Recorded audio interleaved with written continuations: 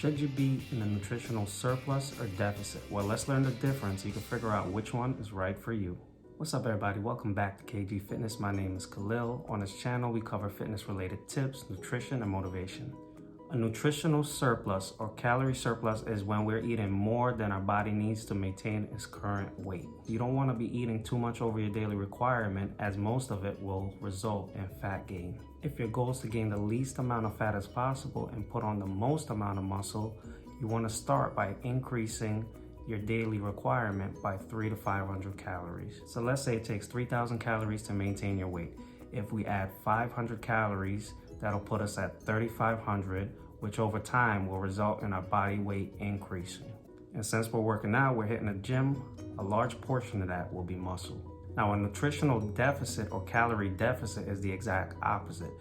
We're actually eating less than our body needs to maintain its current weight. In order to do this, we can take the same 3,000 calorie example and this time subtract between 300 to 500 calories, and that'll put you at a deficit. This over time will allow you to lose body fat, essentially get lean. You can also create a deficit by increasing your activities such as doing cardio. Keep in mind, you don't want to go too aggressive here because the more aggressive you go, the more you risk losing lean body mass or muscle. The only time I see going a little higher in a deficit is if you're extremely obese with a lot of body fat. Now, the 300 to 500 calories that we're adding or subtracting is just a starting point.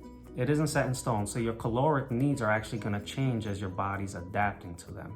This will cause you to plateau, so when that happens, you want to make sure that you're making adjustments through your diet and also cardio. Stick around to the end because I'm going to give you 3 simple but effective tips you can implement if you're now starting your journey. Since we're covering both ends of the caloric spectrum, it's only fair we mention the maintenance phase as well. All that means is that you're eating just enough to maintain your current weight.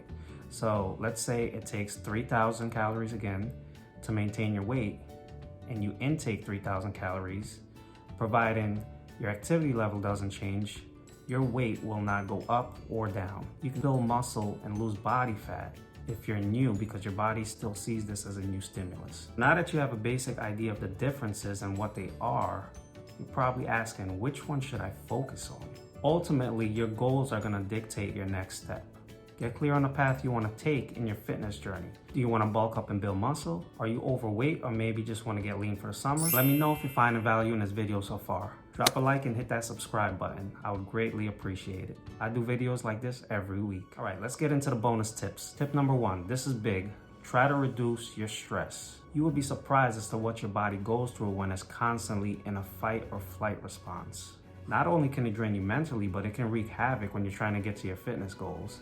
I find that meditating or even getting a massage helps out a lot. Tip number 2, also very important, is drink more water. A lot of people are dehydrated and they don't even know it. The average adult human body has around 50 to 65% water. Recommendation is 6 to 8 glasses of 8 fluid ounces daily. That roughly equals to about 1.2 liters. If you're extremely active, you work a physically demanding job, this should be a minimum. When you aren't adequately hydrated, what you'll notice is your body will actually hold on to more water. So you'll probably look bloated, you'll feel lethargic, and you won't have as much energy. Water is also responsible for regulating your body temperature as well as many other vital functions in the body.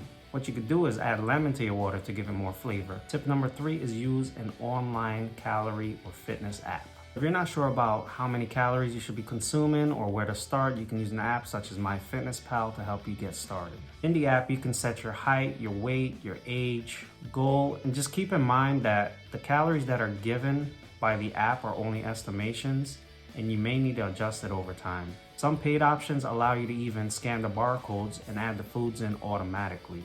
Let me know in the comments down below where you are in your fitness journey and any challenges you're facing. And if you have any ideas of future videos you'd like me to make, also drop that down below, and I will see you all in the next video.